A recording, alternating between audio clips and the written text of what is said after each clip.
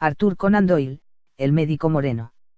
Bishop's Crossing es una aldeíta situada a unas 10 millas al sudoeste de Liverpool.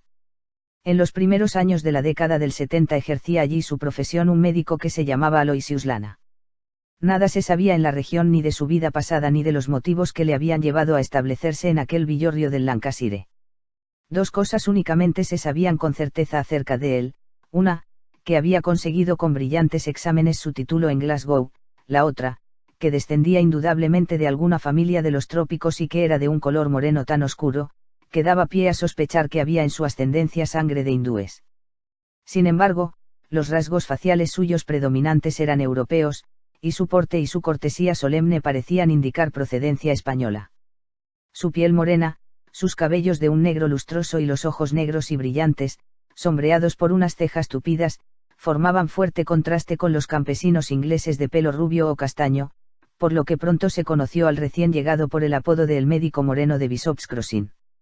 Ese apodo tenía en un principio un tono peyorativo y de comicidad, pero al correr de los años llegó a ser un título de honor conocido en toda la región, porque había traspasado los estrechos límites de la aldea. Sí.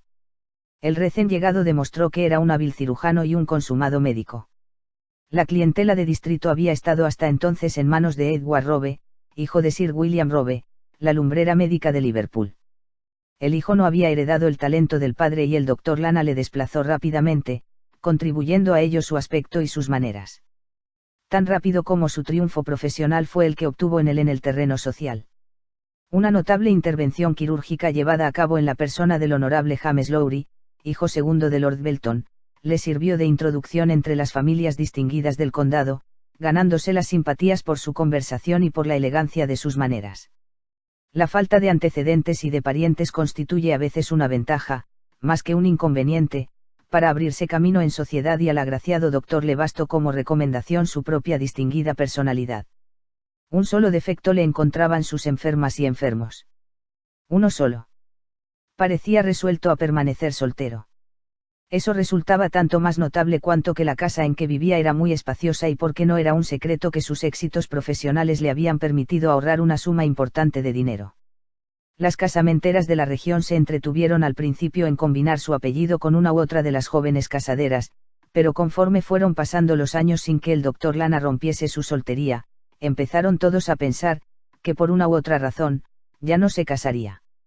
Hubo quienes llegaron incluso a afirmar que estaba ya casado y que el haberse recluido en Bishop's Crossing obedecido a su propósito de huir de las consecuencias de un casamiento prematuro y equivocado. Y de pronto, cuando ya las casamenteras se habían dado por vencidas, se hizo público el anuncio de que se casaba con Miss Frances Morton, de Lake Hall.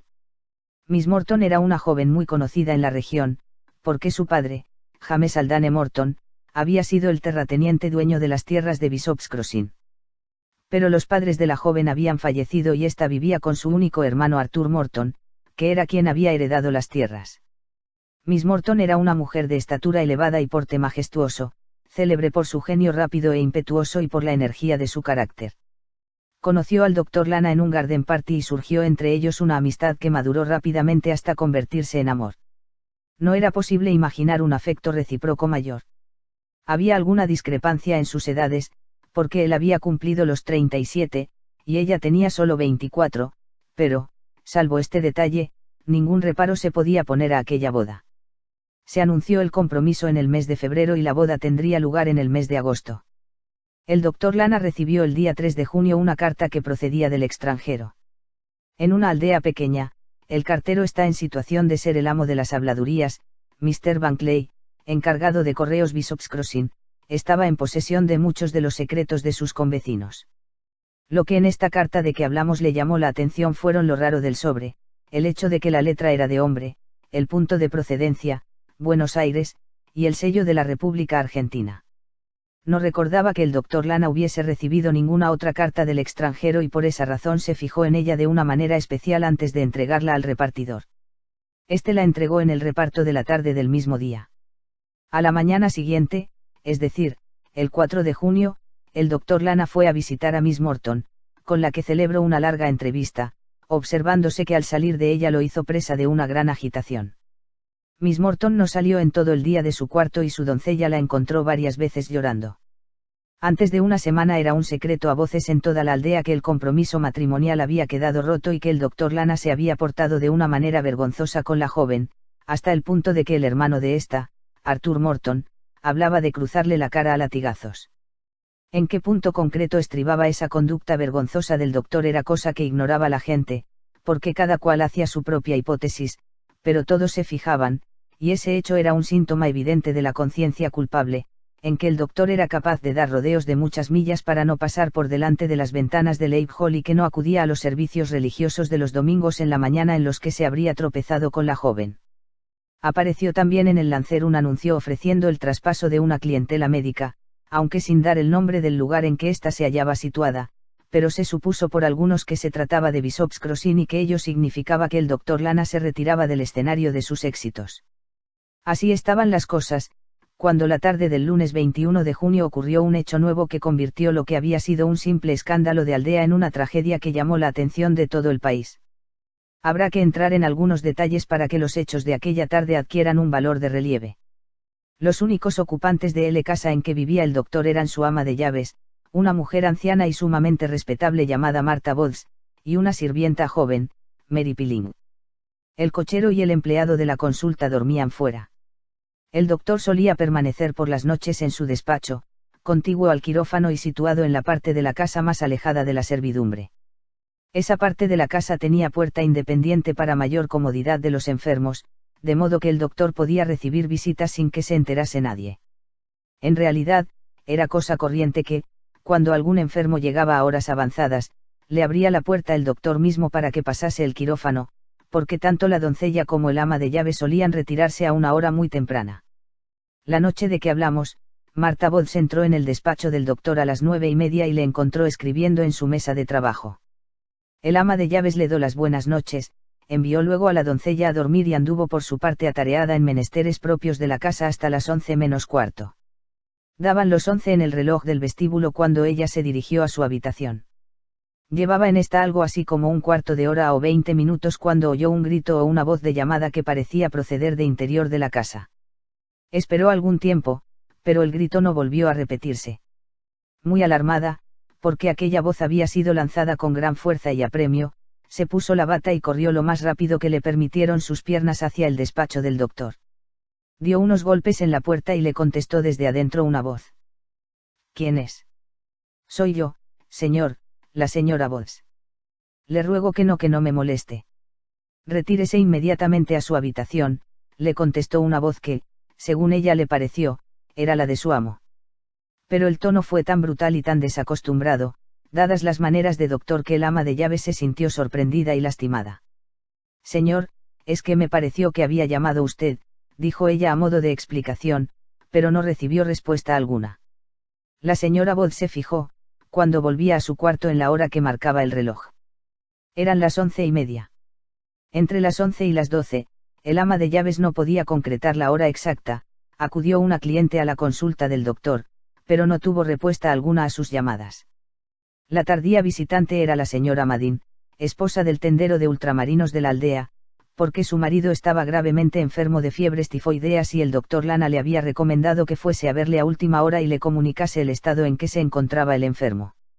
Esa señora vio luz en el despacho, pero como nadie respondía a las llamadas que hizo en la puerta del consultorio, llegó a la conclusión de que el doctor había tenido que salir para realizar alguna visita fuera de casa y en vista de ello se marchó. Desde la casa del doctor hasta la puerta del jardín hay un camino de coches que en su breve trayecto dibuja una curva. Al extremo del mismo hay una farola. Cuando la señora Madin salía a la carretera, vio que por la parte reservada a los peatones venía un hombre. Creyendo que sería el doctor Lana, que regresaba de alguna visita profesional, la mujer quedó sorprendida al ver que se trataba de Mr. Arthur Morton, el joven terrateniente. A la luz de la farola pudo ver que se encontraba muy excitado y que llevaba en la mano un pesado látigo de caza. En el momento en que el joven se metía por la puerta exterior de la casa, la mujer le dirigió la palabra diciéndole: «El doctor no está en casa, señor». «¿Cómo lo sabe usted?», dijo el joven con voz áspera. «He llamado a la puerta del consultorio, señor». «Pues yo veo luz», dijo el joven Morton mirando hacia la casa, «¿no es ese su despacho?». «Sí, señor, pero estoy segura de que ha salido, bien, Pues ya volverá, dijo el joven Morton y siguió adelante por el camino que conducía a la casa, mientras la señora Madin seguía en dirección a la suya.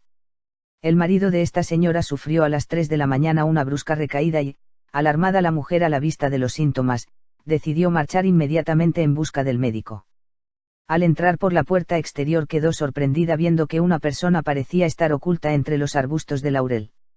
Era, sin duda, un hombre y ella creía honradamente que se trataba de Mr. Arthur Morton. Absorta con sus propias preocupaciones, no prestó atención especial a este detalle y avanzó a todo prisa para cumplir con su cometido. Cuando llegó a la casa, descubrió con sorpresa que seguía habiendo luz en el despacho, en vista de lo cual llamó a la puerta del consultorio. Nadie le contestó. Repitió varias veces la llamada sin que surtiese efecto alguno. Le pareció cosa extraña que el doctor se hubiese ido a la cama o que hubiese salido de casa dejando encendida una luz tan brillante y se le ocurrió que quizás se habría quedado dormido en su silla. En vista de eso, dio algunos golpes en la ventana del despacho, pero sin obtener ningún resultado. Pero entonces se fijó en que entre la cortina y la armazón de la ventana quedaba un pequeño espacio al descubierto y miró por el mismo hacia el interior. La pequeña habitación estaba fuertemente iluminada por una gran lámpara colocada en la mesa del centro, que era un revoltijo de libros y de instrumentos. Pero no vio a nadie ni observó nada de particular, fuera de que en la sombra que la mesa proyectaba sobre el lado interior se veía tirado en la alfombra un manoseado guante blanco. Y de pronto cuando sus ojos se acostumbraron a aquella luz, vio que al otro extremo de la sombra de la mesa surgía una bota y comprobó con un escalofrío de espanto que lo que a ella le había parecido al principio un guante era en realidad la mano de un hombre que estaba caído en el suelo. Convencida de que había ocurrido alguna cosa terrible, llamó a la campanilla de la puerta delantera, hizo levantar a la señora Bowles y ambas mujeres entraron en el despacho, enviando previamente a Doncella a que avisase en el puesto de policía. A un lado de la mesa, lejos de la ventana se encontraba el doctor Lana caído de espaldas y muerto. Saltaba a la vista que había sido víctima de violencias, porque tenía amoratado un ojo y se observaban magulladuras en la cara y en el cuello. Un ligero engrosamiento e hinchazón en sus facciones parecía sugerir la idea de que había muerto estrangulado. Iba vestido con sus ropas profesionales de siempre, pero con calzado de paño, cuyas suelas estaban absolutamente limpias. Por toda la alfombra, de un modo especial en el lado correspondiente a la puerta, se veían huellas de botas sucias, que habían sido dejadas por el asesino, según era de suponer. Era evidente que alguien había entrado por la puerta del consultorio, había matado al médico y se había fugado sin que nadie le viese. El agresor era un hombre a juzgar por el tamaño de las huellas de los pies y por la índole de las heridas. Pero, fuera de esos detalles, le resultó tarea difícil a la policía seguir adelante. No se observaban señales de robo incluso el reloj de oro del médico estaba en el bolsillo correspondiente. La pesada caja de caudales que había en la habitación se hallaba cerrada, pero vacía. La señora Bowles manifestó su impresión de que el médico guardaba habitualmente en esa caja una suma elevada, pero ese mismo día tuvo que pagar una importante factura de maíz en dinero constante y se supuso que el hecho de estar vacía era debido a ese pago y no a la intervención de un ladrón. Una sola cosa se echó de menos en el cuarto, pero era de un detalle elocuente. El retrato de Miss Morton, que estuvo siempre encima de una mesita, había sido quitado del marco y había desaparecido. La señora Bowles lo había visto allí aquella misma noche, cuando sirvió a su señor, y ahora ya no estaba allí. Por otra parte, se recogió del suelo un parche de ojo, verde, que el ama de llaves no recordaba haber visto jamás su señor. Pero, no obstante, quizás lo tenía sin que ella lo hubiese observado y no había indicio alguno de que tuviese relación con el crimen. Las sospechas solo podían encauzarse en una dirección y se procedió inmediatamente a detener al joven terrateniente, Arthur Morton. Las pruebas en contra suya eran indirectas, pero suficientes para condenarle. Quería mucho a su hermana y quedó demostrado que, con posterioridad a la ruptura del compromiso matrimonial entre ella y el doctor Lana, se había expresado en los términos más vengativos al hablar de este último. Estaba también demostrado que, a una hora no fijada con exactitud, pero alrededor de las 11, había entrado por la puerta exterior de la casa, camino del consultorio, armado con un látigo de caza. Según la hipótesis de la policía, fue en ese momento cuando se metió en el despacho del médico, quien, al verlo dejó escapar una exclamación de miedo o de ira en voz alta que pudo llamar la atención de la señora Bowles. Para cuando ésta acudió, Ya el médico había tomado la resolución de discutir con su visitante y por eso despidió a su ama de llaves, ordenándole que se retirase a su habitación. La discusión fue larga, se fue acalorando más y terminó en lucha a brazo partido, perdiendo en ella la vida el doctor. La autopsia del cadáver permitió comprobar que el doctor padecía una grave enfermedad cardíaca, una enfermedad que durante su vida nadie había advertido, siendo posible, por esto, que unas heridas que en un hombre sano no habrían sido mortales le hubiesen producido a él la muerte. Hecho eso, según la hipótesis policíaca, Arthur Morton recogió la fotografía de su hermana y se dirigió hacia su casa, escondiéndose entre los arbustos de laurel para no tropezarse en la puerta exterior a la señora Madin. Esa hipótesis sirvió de base para la acusación y ésta se presentaba con una fuerza imponente. Pero también la defensa podía aducir argumentos poderosos. Morton era un joven arrebatado e impetuoso, al igual que su hermana, pero gozaba del respeto y la simpatía de todo el mundo, y su carácter franco y honrado parecían indicar que era incapaz de un crimen semejante. La explicación que él mismo dio fue que deseaba ardientemente tener un cambio de impresiones con el doctor Lana para tratar unos asuntos urgentes de familia, ni siquiera mencionó el nombre de su hermana en todo el curso del proceso. No trató de negar que ese cambio de impresiones hubiera resultado probablemente de índole desagradable.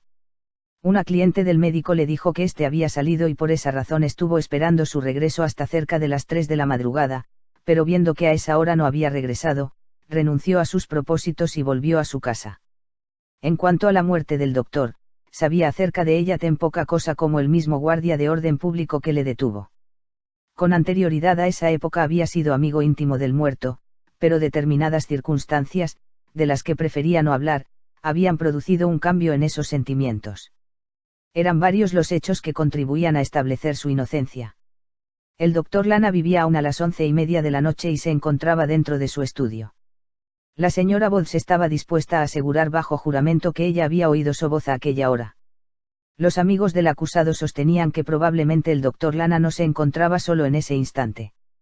Parecían darlo a entender el grito que atrajo primeramente la atención del ama de llaves y la forma brusca, desacostumbrada en él, con que su amo le ordenó que le dejase en paz. Si eso era cierto, todo indicaba como probable que el doctor encontró la muerte entre el instante en que el ama de llaves oyó su voz y el momento en que la señora Madin llamó por primera vez, sin que nadie le contestase. Pero si era esa la hora en que el doctor había muerto, resulta imposible que Mr. Arthur Morton fuese culpable, porque esta última señora le encontró con posterioridad a ese momento, cuando ella salía y el joven terrateniente llegaba a la puerta posterior. Pero si esta última hipótesis era correcta y el doctor Lana estaba acompañado de otra persona antes que la señora Madin tropezase con Mr. Arthur Morton, ¿quién era esa otra persona y qué motivos tenía para querer mal al médico? Todo el mundo reconocía que, si los amigos del acusado conseguían hacer luz en este punto, tendrían adelantado muchísimo para probar su inocencia. Pero entre tanto podía muy bien decir la gente, y lo decía, que faltaba toda clase de prueba para demostrar que había estado allí alguien, fuera del joven terrateniente, pero, por otro lado, existían abundantes de que los móviles que a este último le llevaban eran de índole siniestra. Bien pudiera ser que, en el momento en que la señora Madin llamó a la puerta del consultorio, el médico se hubiese retirado a su habitación y también pudiera ser, como esa señora lo creyó en aquel momento, que el doctor hubiese salido y que hubiese regresado más tarde, encontrándose a Mr. Arthur Morton esperándole. Algunos de los partidarios del acusado hacían hincapié en el hecho de que no se pudo descubrir en poder de éste el retrato de su hermana, que había desaparecido de su marco en el cuarto del doctor. Sin embargo, este argumento pesaba poco, porque Mr. Arthur Morton había dispuesto de tiempo sobrado para quemarlo o romperlo. Solo existía en el caso otra prueba de índole positiva, las pisadas fangosas que se descubrieron en el suelo, pero estaban tan borrosas, debido a lo esponjosa de la alfombra, que le resultaba imposible llegar por ellas a ninguna conclusión digna de crédito. Todo lo más que podía decirse era que el aspecto general de las mismas no contradecía la hipótesis de que eran obra de los pies del acusado, cuyas botas, según pudo demostrarse, estaban también llenas de fango aquella noche. Por la tarde había caído un fuerte chaparrón y era probable que estuviesen en ese estado las botas de todos cuantos caminaron por la calle. Tal es la exposición descarnada de la serie extraña y romántica de hechos sobre los que se enfocó la atención del público en esa tragedia de Lancashire. El hecho de desconocerse la ascendencia del médico, lo raro y distinguido de su personalidad, la posición que ocupaba el hombre acusado de asesinato y la intriga amorosa que había precedido al crimen contribuían, al sumarse una cosa con otra, a convertir el asunto en uno de esos dramas que absorben la atención de todo el país. Discutíase el caso del médico moreno de Bishop's Crossing por los 3 países del Reino Unido y se exponían numerosas hipótesis para explicarlo. Sin embargo, puede afirmarse, sin miedo a error, que no había, entre todas esas hipótesis, ninguna que preparase al público para la extraordinaria secuencia de hechos que levantó una emoción tan grande desde el primer día de la vista de la causa, llevándola a su punto culminante el segundo día de la misma. Tengo delante de mí, en el momento de escribir estas líneas, los largos recortes del Lancaster Weekly en los que se relata, pero no tengo más remedio que limitarme a presentar un sinopsis del mismo hasta el momento en que, durante la tarde del primer día de la vista, la declaración de Miss Frances Morton arrojó sobre el caso una luz extraordinaria. El fiscal, Mr. Porlockar, había expuesto sus razonamientos con la habilidad en el habitual y, a medida que avanzaban las horas, iba resultando más y más evidente que el defensor, Mr. Humphrey, tenía por delante una difícil. Comparecieron varios testigos que declararon bajo juramento haber oído al joven terrateniente expresarse en los términos más arrebatados acerca del doctor, manifestando de manera apasionada la indignación que le había producido la mala conducta, así la calificaba, de aquel para con su hermana. La señora Madin repitió sus declaraciones acerca de la visita que el acusado había hecho al muerto a una hora avanzada de aquella noche. Las declaraciones de otro testigo demostraron que el acusado estaba al corriente de la costumbre que tenía el médico de velar a solas en la parte aislada de la casa, habiendo por esa razón elegido Mr. Morton aquella hora tardía para hacer su vista, porque entonces tendría al médico a merced suya. Un criado del terrateniente se vio obligado a confesar que había oído el regreso de su amo hacia las 3 de la mañana, corroborando con ella la declaración de la señora Madin de que lo había visto entre los arbustos de laurel próximos a la puerta exterior cuando ella hizo su segunda visita. Las botas fangosas y una supuesta semejanza con las pisadas descubiertas en el cuarto fueron también un detalle en el que se hizo hincapié. Cuando el fiscal hubo dado fin a la acusación y presentación de sus testigos, todos sacaron la convicción de que, por muy indirectas que fuesen las pruebas, no por eso dejaban de ser completas y convincentes, hasta el punto de que podía darse por perdido al acusado, a menos que la defensa adujese hechos completamente inesperados. Eran las 3 de la tarde cuando el fiscal dio por terminada su tarea. A las 4:30, cuando el juez levantó la sesión, el asunto había tomado un giro nuevo e inesperado. Extracto del incidente, o una parte del mismo, del periódico que he mencionado ya, pasando por alto las observaciones preliminares del defensor. Cuando la defensa presentó a su primer testigo, y este resultó ser Miss Frances Morton, hermana del acusado, se produjo entre la concurrencia una profunda sensación. Mis lectores recordarán que esta señorita estaba comprometida para casarse con el doctor Lana y que la opinión general era la indignación del acusado por el súbito rompimiento del compromiso había sido lo que le arrastró a perpetrar el crimen. Sin embargo, para nada se había mencionado ni complicado en el caso a Miss Morton, ni durante la investigación ni durante la preparación del proceso, por lo que su comparecencia como testigo principal de la defensa produjo sorpresa entre el público. Miss Frances Morton, joven, alta, esbelta, de cabellos negros, hizo su declaración en voz baja, pero bien clara. Era evidente, sin embargo, que estaba dominada por una gran emoción. Hizo referencia a su compromiso matrimonial con el médico, aludió brevemente a su rompimiento que, según aseguró, fue debido a razones de índole personal relacionadas con la familia de aquel y sorprendió al tribunal afirmando que siempre le había parecido el resentimiento de su hermano alto de razón e intemperante. Contestando a una pregunta directa del defensor, afirmó que ella no se creía víctima de ningún agravio y que, en su opinión, la manera de conducirse del doctor Lana había sido completamente honrosa. Su hermano, movido de un conocimiento incompleto de la realidad, había sido de otra opinión y ella no tenía más remedio que reconocer que, a pesar de las súplicas suyas, había proferido amenazas de recurrir a la violencia personal contra el doctor y que la noche de la tragedia anunció que tenía el propósito de arreglar cuentas con él.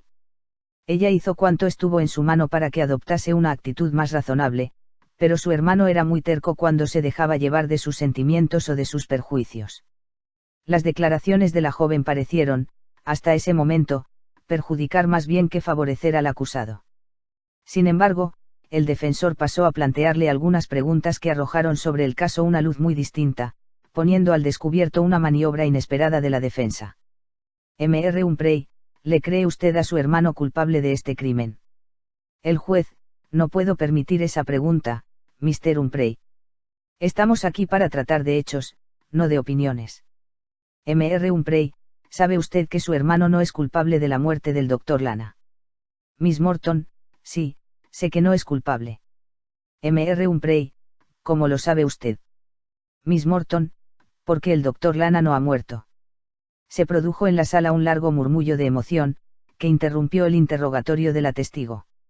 Mr. Humphrey, ¿y cómo sabe usted, Miss Morton, que el Dr. Lana no ha muerto?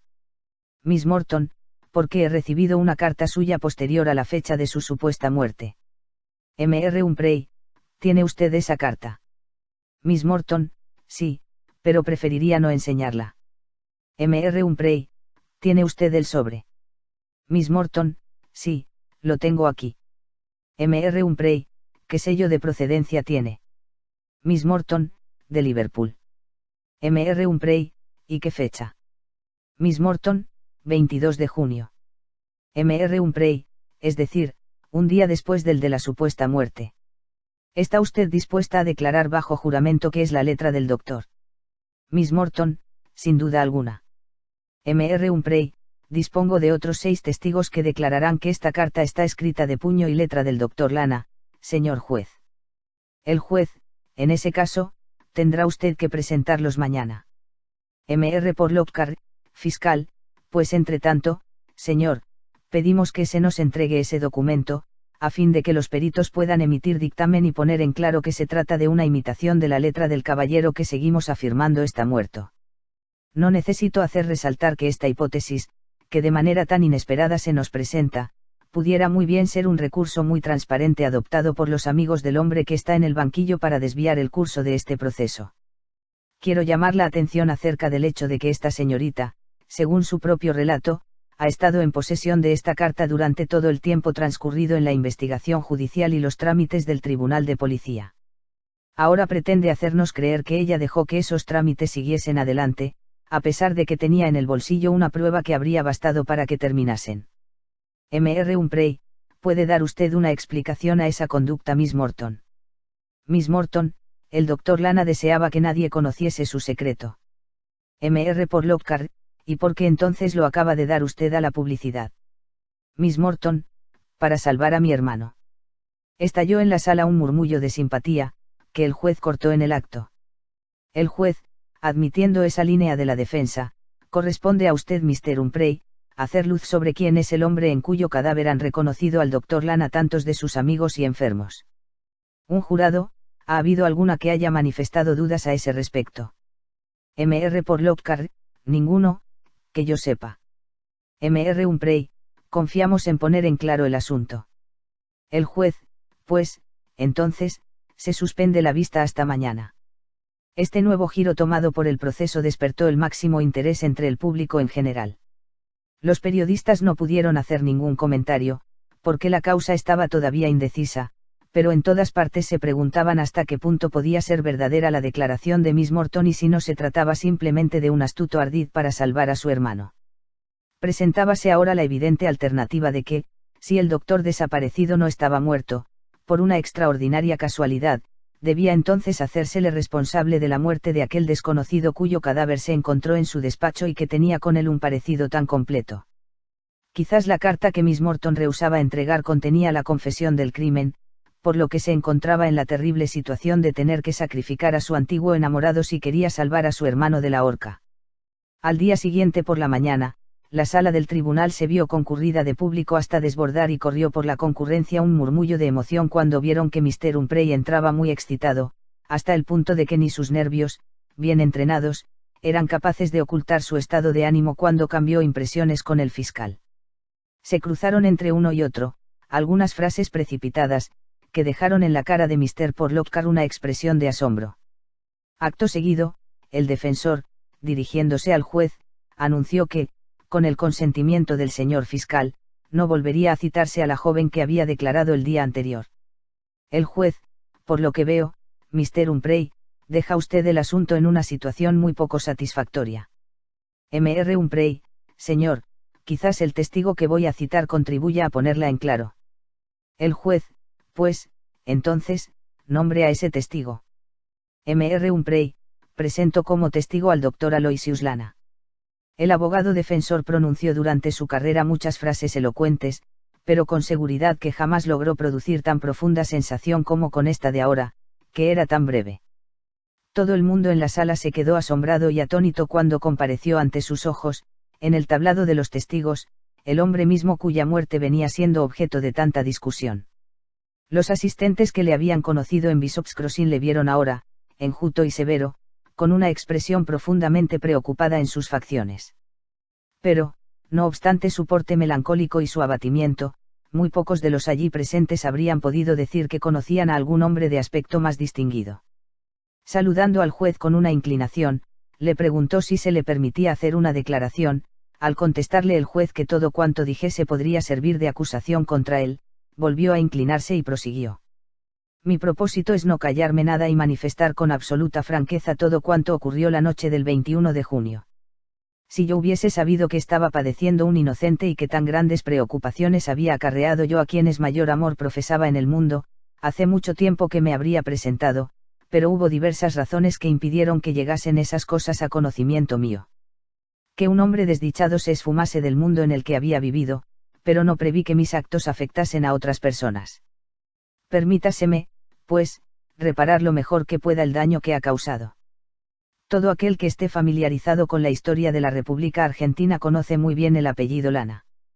Mi padre, cuya genealogía enlaza con la más noble sangre de la vieja España, ocupó los cargos más elevados del Estado y habría sido elegido presidente si no hubiera sucumbido en las revueltas de San Juan.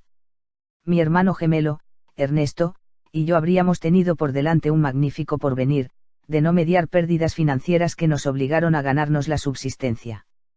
Pido disculpas, señor, si juzgan sin importancia estos detalles, pero son precisos como introducción de lo que voy a decir a continuación. He dicho ya que tenía un hermano gemelo llamado Ernesto, de tan gran parecido conmigo que, cuando estábamos juntos, nuestros conocidos no conseguían diferenciarnos. Éramos idénticos hasta en los menores detalles.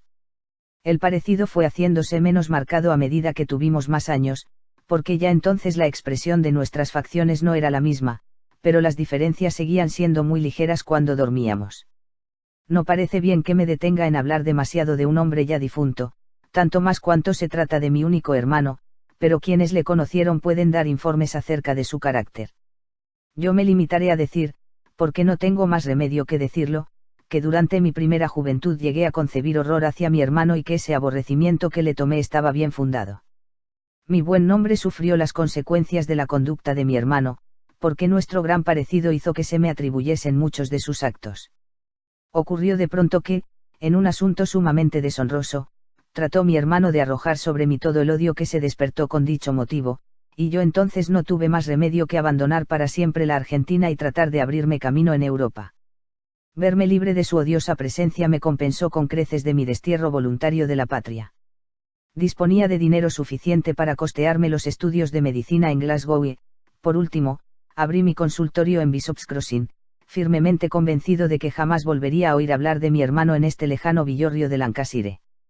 Mis esperanzas se cumplieron durante año, pero al fin mi hermano averiguó dónde estaba yo. Algún viajero de Liverpool, que se encontraba en Argentina, le puso sobre mi pista. Mi hermano estaba sin Blanca y resolvió trasladarse a Inglaterra para obligarme a repartir con él mi dinero. Sabiendo el aborrecimiento que me inspiraba, juzgó, y estuvo en lo cierto, que yo le daría dinero a condición de que se marchase. Recibí carta suya anunciándome que llegaba. Aquello coincidía con una crisis en mi vida y su llegada podría verosímilmente acarrear disgustos, e incluso la vergüenza, sobre una persona a la que ya estaba obligado a poner a salvo de cualquier tentativa de esa clase. Tomé ciertas medidas para estar segura de que cualquier daño que se produjese me alcanzaría únicamente a mí y eso fue lo que me obligó a actuar en la forma que tan duramente ha sido juzgada, y al decir esto, se volvió hacia el acusado. Yo no tuve otro propósito que el de poner a cubierto de todo posible escándalo o deshonor a las personas que me eran queridas. Decir que la presencia de mi hermano acarrearía el escándalo y el deshonor no era sino afirmar que ocurriría lo que ya había ocurrido. Mi hermano llegó en persona cierta noche, no mucho después de que ya recibiera su carta. Me encontraba en mi despacho, después de haberse acostado la servidumbre, cuando escuché ruido de pasos en la gravilla del camino del jardín y un instante después vi su cara que me estaba observando por la ventana. Iba rasurado, lo mismo que yo, y el parecido entre nosotros seguía siendo tan grande que yo pensé por un momento que estaba viendo mi imagen reflejada en el cristal. Fuera de que tenía sobre una ceja un parche oscuro, nuestras facciones eran absolutamente idénticas. Me sonrió con la misma expresión burlona que tenía desde que era niño y yo comprendí que seguía siendo el mismo que me obligó a abandonar mi país natal, deshonrando un apellido que siempre estuvo rodeado de respeto. Me dirigí a la puerta y le hice pasar, serían las 10 de la noche. Cuando le pude ver a la luz de la lámpara, comprendí en el acto que habían llegado días muy malos para mi hermano. Vino a pie desde Liverpool y se encontraba fatigado y enfermo. La expresión de su cara me produjo dolorosa sorpresa. Mis conocimientos médicos me hicieron comprender que padecía alguna grave enfermedad interna. Venía también bebido y tenía la cara con magulladuras a consecuencia de alguna pelea con marineros. El parche se lo había colocado para ocultar la lastimadura del ojo y se lo quitó al entrar en la habitación. Vestía chaqueta de marinero y camisa de franela, llevando el calzado completamente roto. Pero su pobreza no había hecho sino esperar más aún su odio vengativo contra mí. Ese odio se había convertido en monomanía. Me dijo que, mientras él se moría de hambre en Sudamérica, ya había estado nadando en dinero en Inglaterra. Imposible repetirles a ustedes las amenazas y los insultos que salieron de su boca contra mí. Tengo la impresión sé que la penuria y la mala vida habían trastornado su razón. Se paseó por el despacho como fiera enjaulada, exigiendo bebida y dinero, recurriendo a las expresiones más soeces. Yo soy hombre de temperamento arrebatado, pero doy gracias a Dios de poder afirmar que permanecí dueño de mí mismo y que en ningún momento alcé la mano contra él. Mi serenidad solo consiguió aumentar su irritación. Lanzando maldiciones y fuera de sí me amenazó con los puños, cuando de pronto sus facciones se contorsionaron de una manera horrible, se apretó el pecho con las manos y lanzando un grito agudo cayó redondo a mis pies. Le levanté del suelo y le tendí en el sofá, pero no contestó a mis exclamaciones y la mano que yo tenía entre las mías estaba ría y pegajosa. Había muerto de un ataque al corazón. Su propio arrebato le mató. Permanecí largo rato inmóvil y como si estuviera sufriendo una pesadilla, con la mirada fija en el cadáver de mi hermano. Volví en mí cuando la señora Bowles, a la que había despertado el grito del moribundo, llamó a la puerta del despacho. Le contesté que se retirase a dormir. Poco después llamó algún cliente a la puerta del consultorio, pero como no contesté, se marchó otra vez. Lenta y gradualmente fue tomando forma en mi cerebro un proyecto, de la manera espontánea como suelen formarse. Cuando volví a ponerme de pie estaba ya decidido mi comportamiento futuro, sin que yo hubiese tenido conciencia alguna de aquel proceso mental. Fue el instinto el que me empujó de manera irresistible a seguir una línea de conducta. Bishop's Crossing me resultaba ya odioso, desde que mis asuntos personales habían tomado el giro que he explicado hace un momento. Mi plan de vida se había desbaratado y, en lugar de simpatía, como yo esperaba, había sido objeto de juicios precipitados y de trato poco amable. Es cierto que había desaparecido del panorama de mi vida cualquier peligro de escándalo por causa de mi hermano, sin embargo, el pasado era para mí una llaga dolorosa y tenía el convencimiento de que las cosas no podían volver a su antiguo cauce.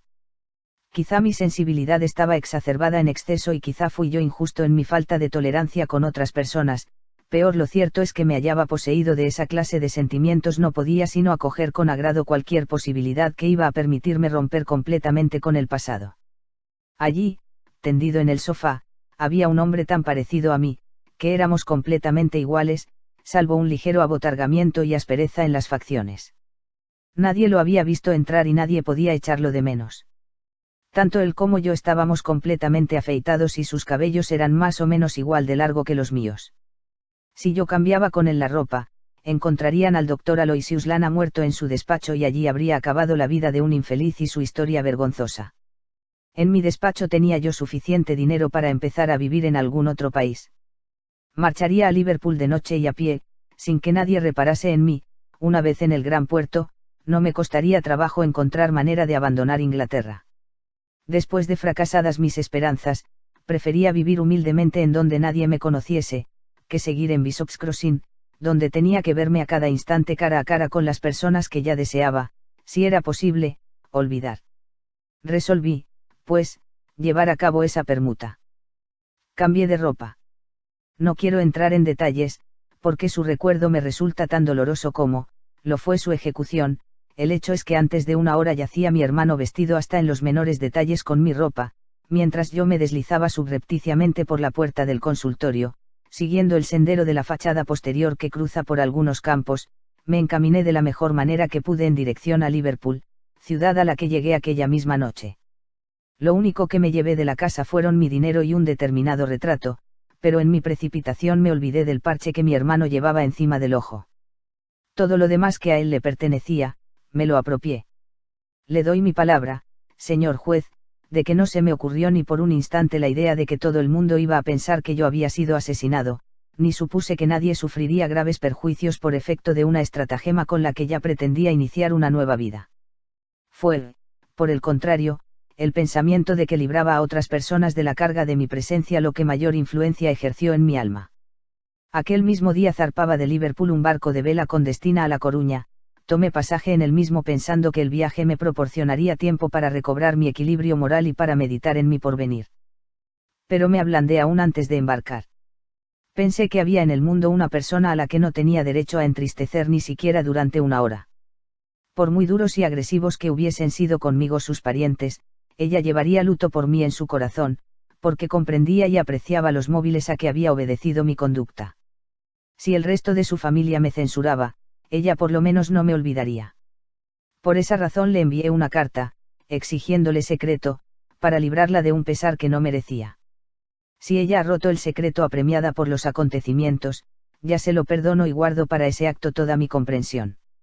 Hasta anoche no regresé a Inglaterra y durante mi ausencia no ha sabido nada de la sensación producida por mi supuesta muerte, ni de la acusación recaída contra Mr. Arthur Morton.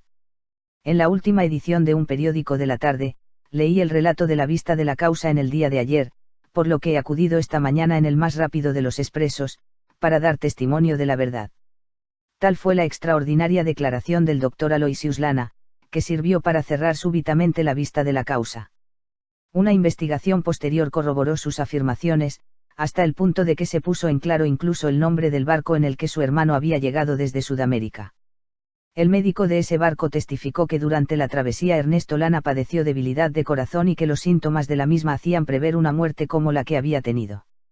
El doctor Aloysius Lana regresó a la aldea de la que había desaparecido en forma tan dramática y tuvo lugar una reconciliación completa entre él y el joven terrateniente. Este último reconoció que había estado en un error al juzgar los móviles que habían llevado al doctor Lana a romper su compromiso matrimonial. Una gacetilla que apareció en lugar destacado del Morning Post y que copiamos a continuación nos informa de que tuvo lugar también otra reconciliación. El día 19 de septiembre, y en la iglesia parroquial de V el reverendo Stephen Johnson bendijo solemnemente la boda de Aloysius Xavier Lana, hijo de don Alfredo Lana, ministro que fue de Relaciones Exteriores de la República Argentina, con Frances Morton, hija única del difunto James Morton. J. P. de Leigh Hall, Bishop's Crossing, Lancashire.